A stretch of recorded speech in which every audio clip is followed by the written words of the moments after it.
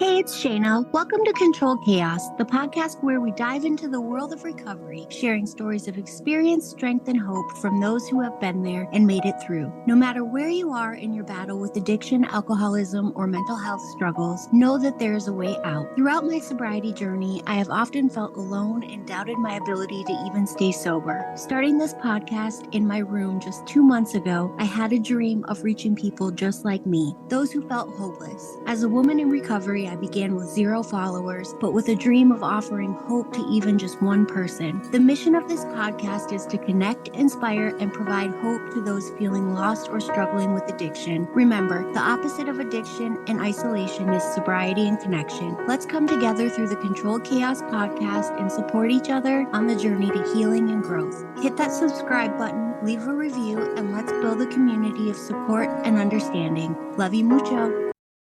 My name is Shana, and I'm your host today. Welcome to Controlled Chaos. And this is my new friend, Rachel, who I've been kind of obsessed with forever. I always have watched your Instagram and stuff since I started when I got sober and started looking on Instagram for people who were kind of like me because you don't see it a lot. You were the one of the first people that came up. So I'm so excited to have you here. And can you just tell us a little bit about you, like your Yeah. story? Thank you so much for having me. What a sweet, warm intro. I love it. Aw. How long have you been sober? I have been sober for 3 years now, and I tried really hard for 2 decades. So this is That's this is amazing. amazing. That's amazing. Congratulations. Thank you. I'm not too much in front of you. I'm like a little over 3.5 years sober. And yeah, I can't believe I've had my almost had my account on Instagram for 3 years. It will be 3 years in September, which is just wild to think about.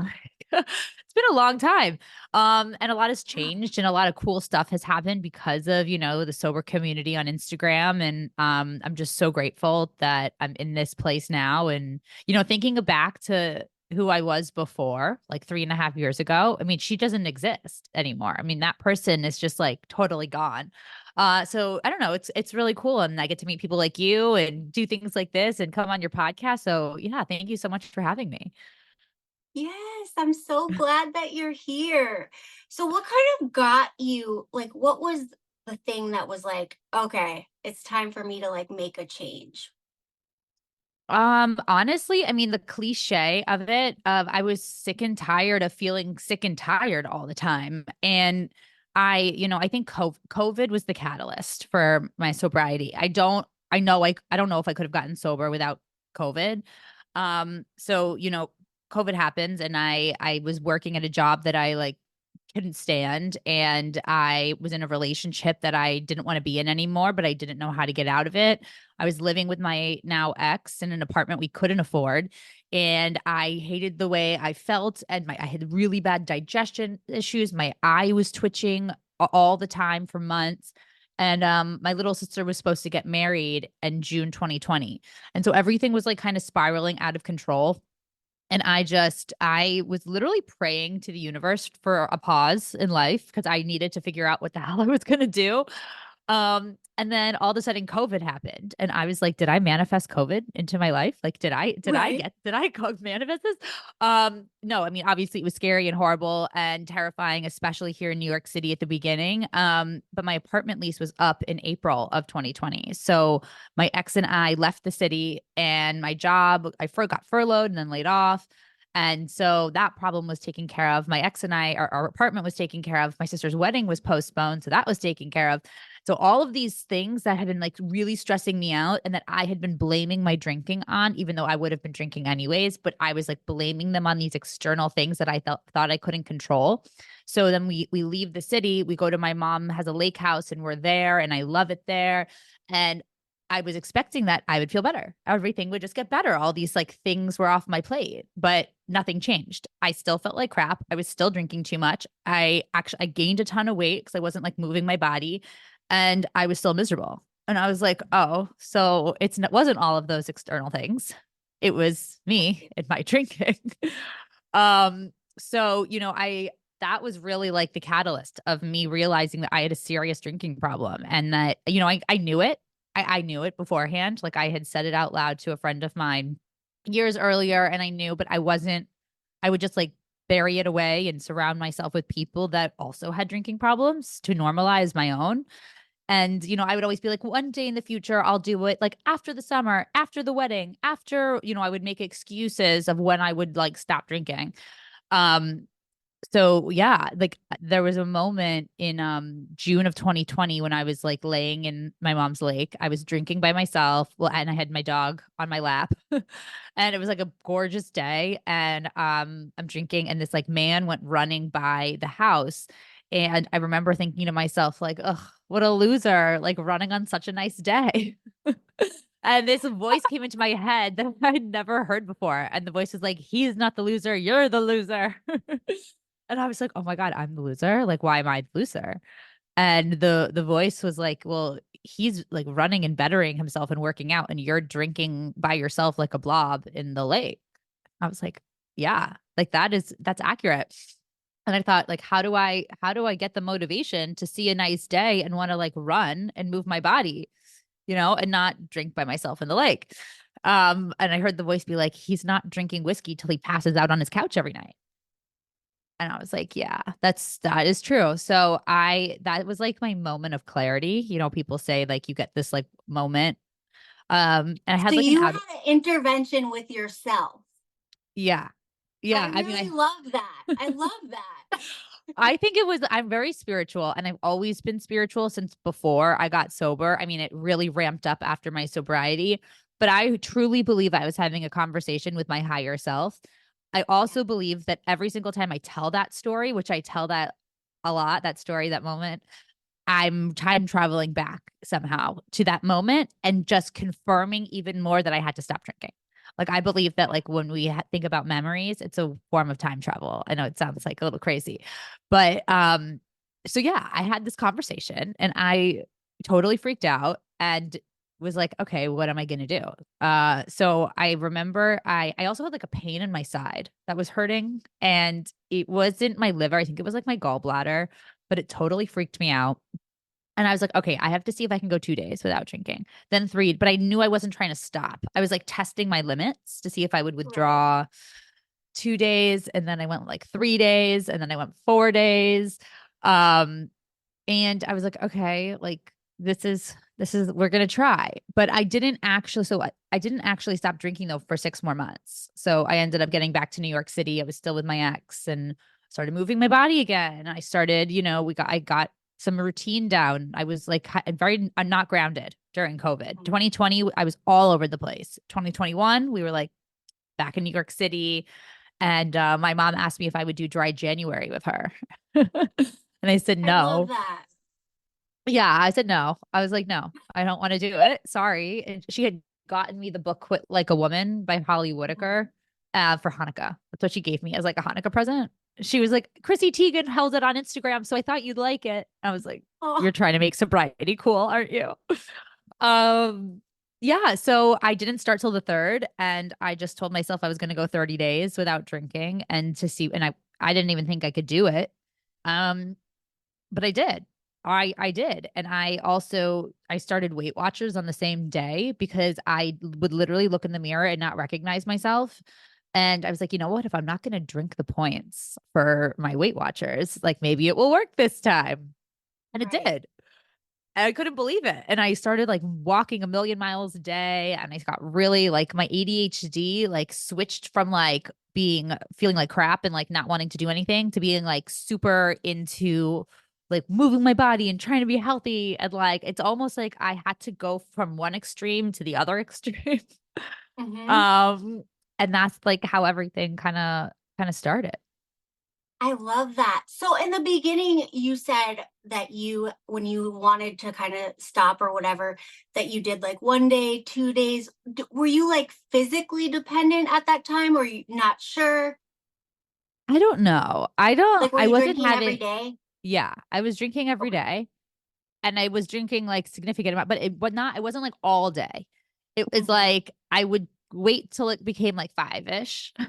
Right. And that was like I was okay to drink then, unless it was like the weekend. And then I was like, oh, it's brunch. Or, I mean, I would make excuses to drink as much as I could possibly drink, but I didn't like shake. Like I don't Mhm. know. I did have some withdrawal symptoms for sure.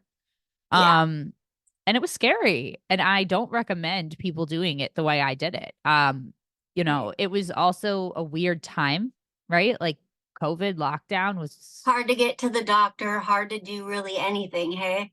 yeah. I mean, there were no AA meetings in person. I mean, Mhm. yeah. So I was kind of just like white knuckled it. I also didn't think I was getting sober. I thought I was just like, I don't know, doing a 30-day Taking challenge. a break. Yeah. Taking a break. Yeah. I love that. So, like, what do you think brought you to that point in the first place? Like, I guess I should have asked that first, but like, what started you drinking like that? Um, I think I had been self-medicating with drugs and alcohol since I was 14 years old. Yeah. And I grew up really quickly. I went to boarding school when I was 15. I started partying in New York City when I was like 15. We would Mhm. come here on the weekends and go out. And I started doing drugs really young. And my ADHD though, I think was a huge component of it because I didn't get diagnosed with ADHD until I was like 15, almost 16 probably. And they say if you start medicating, if you start using drugs or alcohol before you're diagnosed, you're like way more likely to have a substance abuse problem. Right. But I think I was in a lot of pain. I had really bad anxiety and depression, and I was just struggling. And alcohol and drugs, helped me escape. It was an escape that I really loved for a very long time. And I had absolutely no medium dial. I still really don't have a medium dial. I'm very all or nothing person. I don't know how to do anything in moderation. Um, Mhm. I also surrounded myself with other people that did that kind of stuff like me. So I didn't feel like I had a problem. Even though I most definitely did, even when I was 14. Like, Right. no, it was a long time of then it becomes a habit and it becomes a routine and you don't know how to deal with your emotions and you don't know how else to have fun. That was how I defined fun. That was how I was in therapy the whole time pretty much. But Mhm. like it's not the same when you can't feel your feelings without No. numbing them with alcohol. So, the ADHD though played a huge part. I didn't know how to manage it. I didn't want to exercise. I didn't want to eat right. I mean, it was like, it's all connected.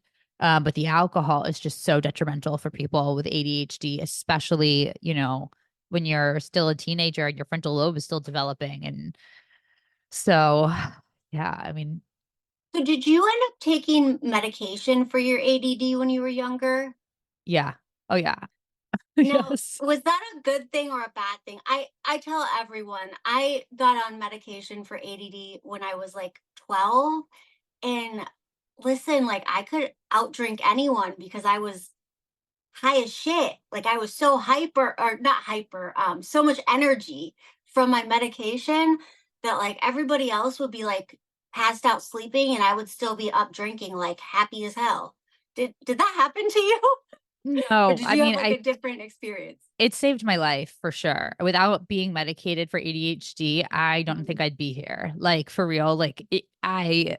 No. I mean, I was at boarding school though, and like half my school took medication and I didn't even know what it was until one day a teacher asked me if I forgot to take my meds. And I was like, I'm not on meds. And the teacher was like, oh my God, like that's and I got diagnosed and put on medication and I started getting the highest GPA in the school. Like I was in all the AP honors classes. I like did this math science research program. Like I was like biggest nerd, but also getting in trouble. Like it made me chain smoke cigarettes. That's what my medication Yeah. made me do.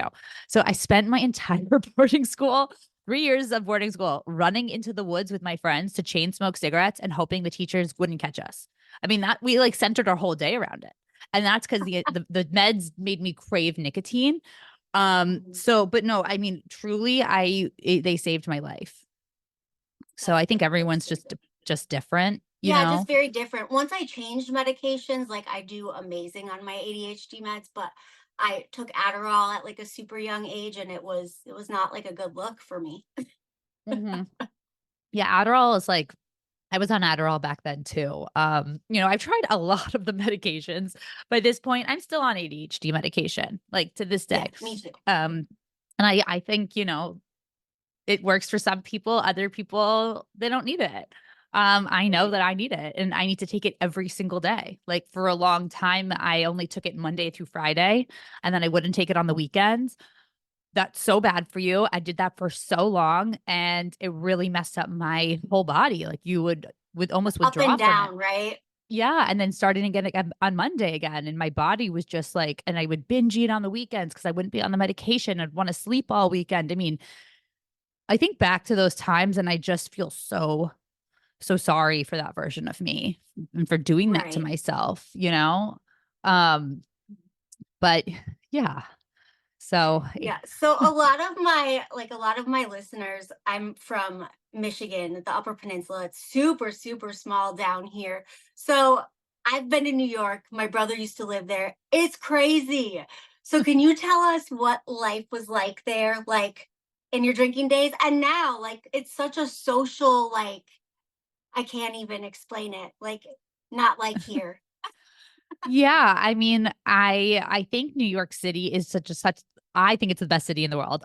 My own Hmm. person, I'm biased, but So it, fun.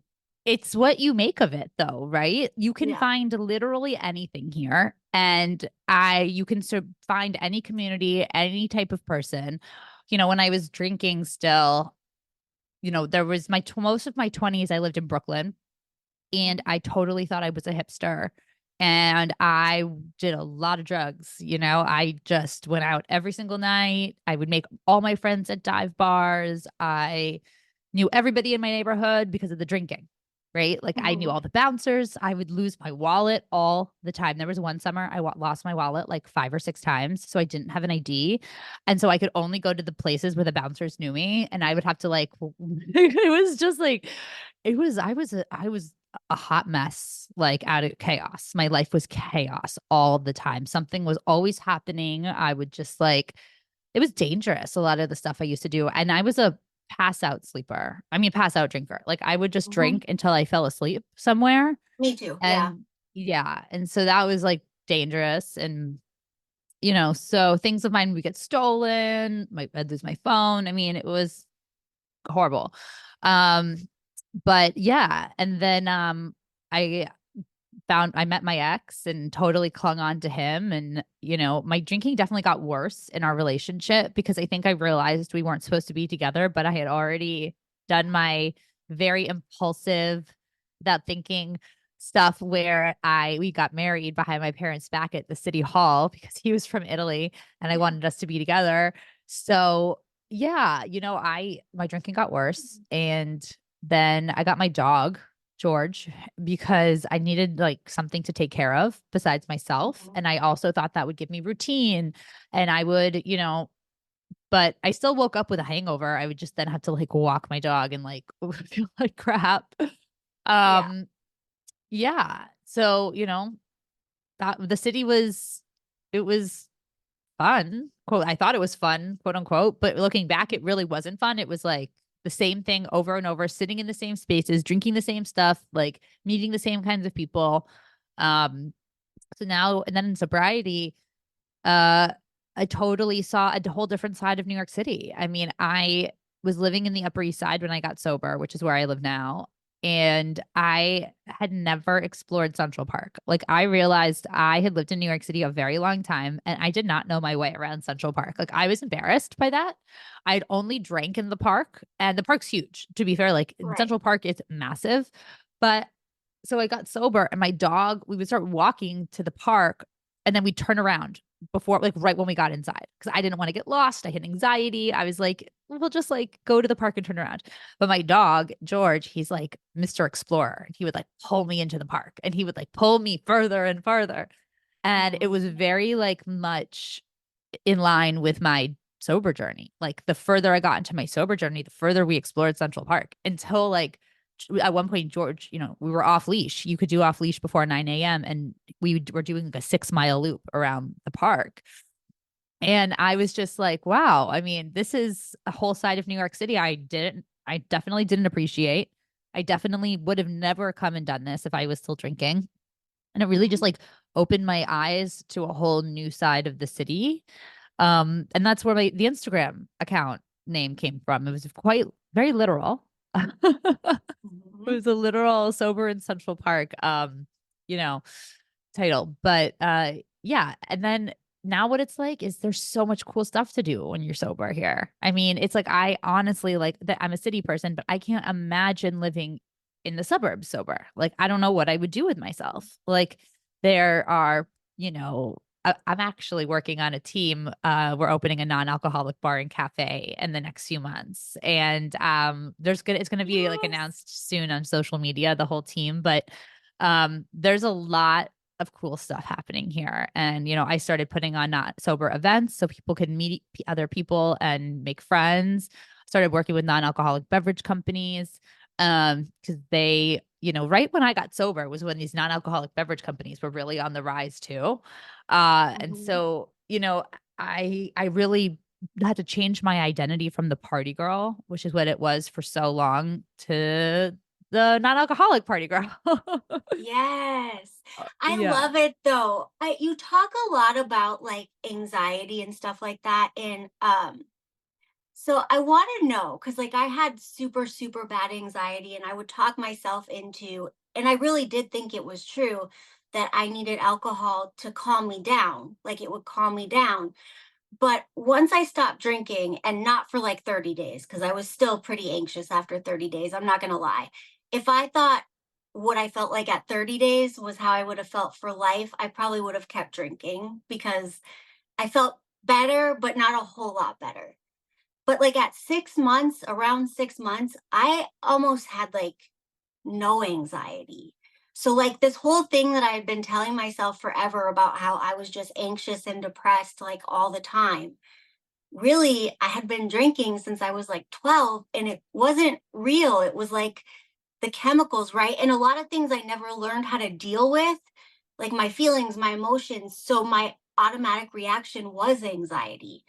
And once I got sober and put myself in so many different situations and had to live through it, I didn't really get anxious doing those things anymore. And not to say I never have anxiety. I definitely have anxiety sometimes, but not like daily, like crippling, like don't want to leave the house.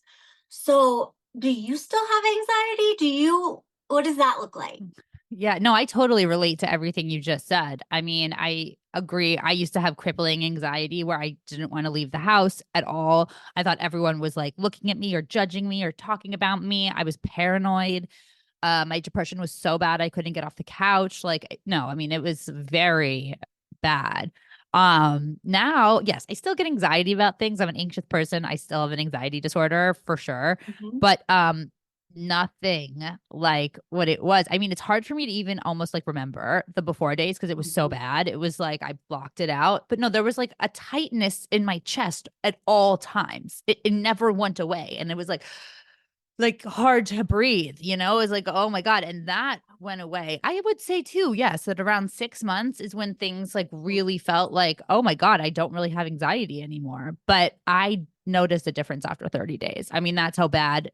I think the biggest difference I noticed after 30 days was waking up without a hangover, right? Oh, Like yeah, yeah, I mean, yeah. but like my body, even after 30 days, was so used to waking up every single day with a hangover that I would like wake up and be like, oh, this again. But then I didn't have a hangover and I'd be like, yay, this again. Like I feel great.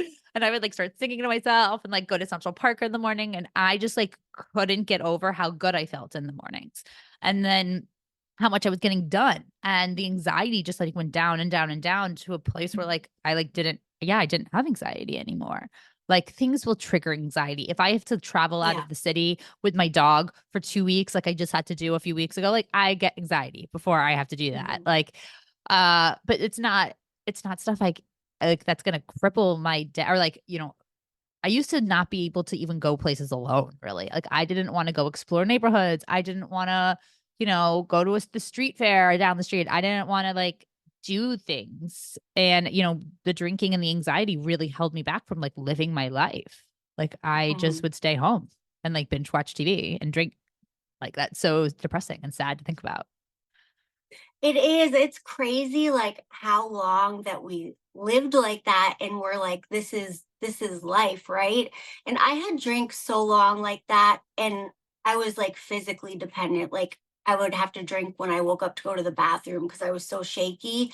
So I think really that after I got sober, after I like detoxed and whatnot, it took a long time for like all my chemicals in my brain, all of that, I think, to like level out and be normal.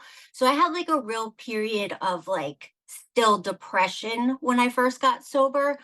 And I was like, I don't know if this is ever going to go away. But it did in time. And I really don't have that anymore. And it's crazy to think that I really thought that that was just me. Like I thought I was just like born like that. Yeah. And it's like, no, you've been abusing your body for so long that you don't even know who you are without alcohol. Yeah. No, totally. I mean, yes, it's alcohol changes everything about you. Your personality, the things you like to do, how you look, how Yeah. you feel, you know? And when you, it's so wild that like a substance, a liquid can impact so many things in our lives. It's Yeah. crazy, and that it's pushed on us so much, and it's so normalized, and it was like so weird, when I think when we both got sober, it was a little bit weirder to say you were sober. I mean, so much has changed in the past 3 years, right? Like the sober Yes, that's why movement. I love sober Instagram because I really didn't know it was a thing. And when you talk about like, I don't know what I would do in the suburbs, if I was sober, because there's so much to do in New York. It's funny because that's why so I worked in treatment for almost like 18 years or something like that. And I kept relapsing, relapsing. I couldn't figure out staying sober. So I finally sucked it up and moved back home to my like little hometown that I hated. And I worked just like nursing home jobs, 911, random stuff. And just like 5 months ago, I decided I wanted to go back to like working with sober women who wanted to get sober. And that's why I got online, is because there was like nothing like that around here, really. Nobody really, there's not like sober events, things like that. So I was like, I'm just going to start making it because Hmm. I'm so bored. Yeah, yeah. So I mean, So that's that's where totally. all this was born from. I love that. I love that. Yeah. I mean, there's the movement is so new still, right? But it's Mhm. grown and changed so much, I think, in the last 3 years. But yeah, I mean, that's why I made my account too. It was mainly to hold myself accountable though. Like that was the main reason I made it. I was scared I was gonna drink again. Like, and I didn't want to. I was like 9 months sober, and when I had shared 100 days on Facebook, like, when I had made it there, it felt really real. And Yeah. I was like, oh, this feels real, But that was the main reason. And then I also there wasn't a big presence on social media yet. Like there were some accounts, Right. there were, and I followed them. But they were mostly meme accounts. And I didn't see like people like me sharing their journey. Like that So just like like quotes and stuff like that. I just saw quotes. I didn't see people like being Mhm. like, "This was my date today. I didn't drink like on this many days." Like I don't know. I mean, I'm sure there were some people doing that, but I didn't know where they were, and I Mhm. I just wanted to. If I could have helped one other person that was like me, that was what I wanted to do. So and I still do this. I make my posts and I try to talk to the old version of myself. That's who when I write them out, like, if she was scrolling on social, like what would make her stop and read and keep going. Um, but I definitely did not expect like it to be my whole life, my job, my company, to make all these friends. I mean, it's cooler and better than I could have ever imagined in a million years. So, Right. Yes. yes. So what is it that you do now? Do now. Now that you bring it up. So you do sober coaching, right? A little bit. That's really like just a tiny piece of what I do. I do some coaching, mostly life. Yes, it's for people helping people get sober, but I would say it's really about mindset shifts and general life coaching and Mhm. helping people figure out what they want their life to look like and how are we going to get you there, and accountability. So yes, that's one piece. But I recently now, I'm on a team now of people and we're opening a space, and that is, it's been taking up all my time. But it's really exciting. And I'm just can't wait for that because I've always been an events person. I've been doing events in New York City since way before I got sober. And, being able to now use all of my, career experience and put that into the sober world with a team. Oh my gosh, it's like a dream come true. So that's been a huge, that's really like what I'm mainly working on. I also, do some consulting with different brands and companies and marketing. And so it's like entrepreneur life, right? I'm like a little bit of this, a little bit of that. You got to hustle Right. really hard here in New York City to, to make it work. So I'm always working. But that's And fun, right? yeah, no, it is. It is fun. It's fun. Last year, my first year doing this was really hard.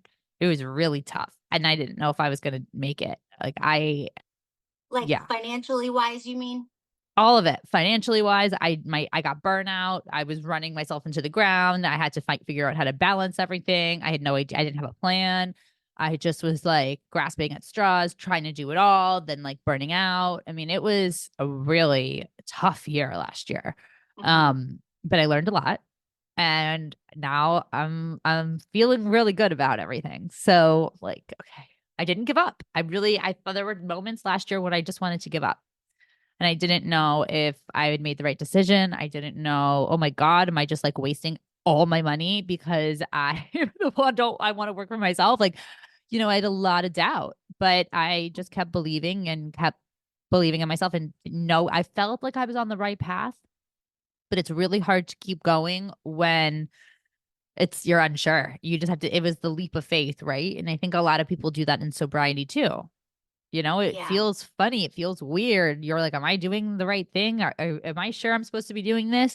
But you just keep going. Just keep going. I feel like you're just speaking to me right now because I'm like in that place, in that place where I was like, God, because for people who don't know, when you're like breaking out into like your own business type of stuff, you also have to invest in yourself first, right? In order to make that happen. And then it's like, ooh, am I just like setting myself up, spending all this money, doing all this stuff, and nothing's gonna happen? Like, what happens, right? What if nothing happens? Yeah. Yeah. But you have to like, even so when I would feel that way, I would like double down on my manifesting, double down on my, self talk, my affirmations, and like, you know, telling myself it's scary. Like it's going to be scary. It's not easy starting your own business, especially when it's centered around your own sobriety. Right, But don't give up. Like you have to right. sometimes trudge through the mess of it and like the chaos of it to build the foundation. So now I look around and I'm like, whoa, okay, I got here. Like I got here. But Yeah, like it I'm was here. very questionable last year. And I'm very grateful for even the version of me a year ago that didn't give up. Because the version of me a year ago was pretty lost. Not in sobriety. I was really strong in my sobriety, but I was lost in terms of my like career and business. And I was still very Yeah. much just like hoping and praying that things worked out. That it works out. No, I completely love that because, and it's funny that you just pulled out trudge too, because I don't know. I've always worked in rehab, and at night when the girls do the whole big book thing, they all scream trudge, trudge through all the hard times to get to the good times. So that's super funny. Yeah, I mean, and I I love always that. say like too, when you have a bad day, like you wouldn't appreciate the good days without the bad days. Like they're necessary in order to appreciate the good. So I really try hard to share when I'm having a bad day on social because I never want it to seem like everything's a highlight reel or like, sobriety is just all sunshine and rainbows because it's not. You're still gonna have Mhm. bad days. Things are still gonna happen. You just don't have to drink them away. Like you can deal with them in a much more healthy way and move on, right? It's like Right. bad days And are going to drinking happen. just like Yeah. 10 times is how bad it is, right? Well, it's like things are going to happen whether you're drinking or you're sober, right? It's not like you're sober and you're never going to have a bad day again. Bad days happen regardless, right? Right. But it's just not as bad. It's honestly not as bad when you're sober. Like Agreed. Yeah. Totally agreed. So you're dog obsessed. You're obsessed with your dog. Like I'm obsessed with my dog. I know this. So I gotta ask, do you think your puppy kind of saved your life a little bit? 1000%. Yes. I'm looking at him sleeping right now. He's so cute. I saved him. He's a rescue. And he was like, ooh, not doing well when I got him. And then he saved me. Yeah, because I had to walk. I knew that I'd have to walk my dog. Like this is New York City. I didn't have a yard or anything. So even when I was still drinking and hungover, like I had to walk him, which I think saved me back then. At least it gave me a little bit of movement, a little Right. bit of like getting up, a little bit of me going outside. I had to go outside. There were probably times I didn't go outside at all before I got him. I remember, I think Right. there were like a few months when I was in college, even where I like didn't see daylight for like months. So I would just like sleep all day, be up partying all night, sleep all day. I mean, it was bad. Um, Anyways, to answer your question, yes, he did. He 100% saved me. And having a dog in New York City is like the most social thing you can do. So now I know my entire neighborhood because of the dog. That's the only everyone talks to you when you have a dog. So if you don't have one in New York, you just like kind of mind your own business and like you don't talk to strangers. You have a dog. Literally Everyone everyone talks speaks. to you. Everyone talks to you. Everyone's like talking to George, talking to me. So you get to know your neighbors really well. You get to know your community really well. And it's not because I'm just like a drunk mess all over the place. It's because I am outside with my dog. I love it. So what would be your best advice to somebody who's struggling with alcoholism, addiction, whatever? Reach out to somebody and ask for help. Do not do it alone. You don't have to do it alone.